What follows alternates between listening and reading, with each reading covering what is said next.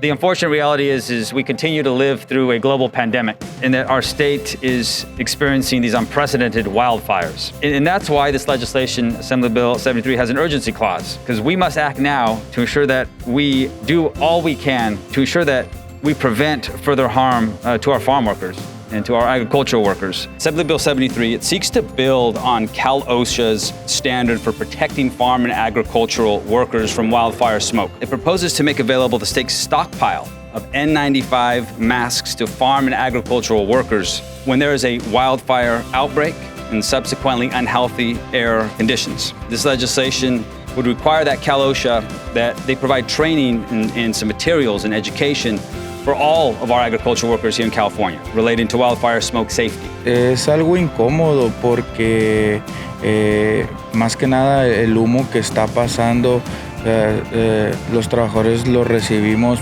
no tenemos mascarillas, o sea, es dañino para la salud y los pulmones de uno, y más aparte con esto, con lo del COVID, pues es más todavía más daño para las personas, para todos los que conformamos trabajando en la agricultura. The fact that the farm worker has no choice but to be out there whether there's smoke or not. And most of the time now, it has become a normal to have fires in California, so that they're out there. Whether it's COVID, they're out there. Whether it's fires, they are out there. An AQI of 151 is considered unhealthy for anyone to breathe for more than 1 hour.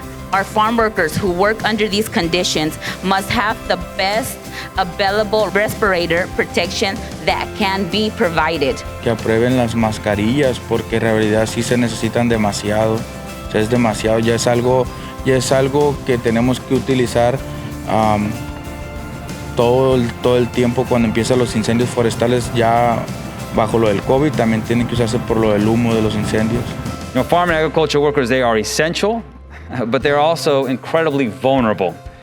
And this legislation, these efforts, will help them stay safe.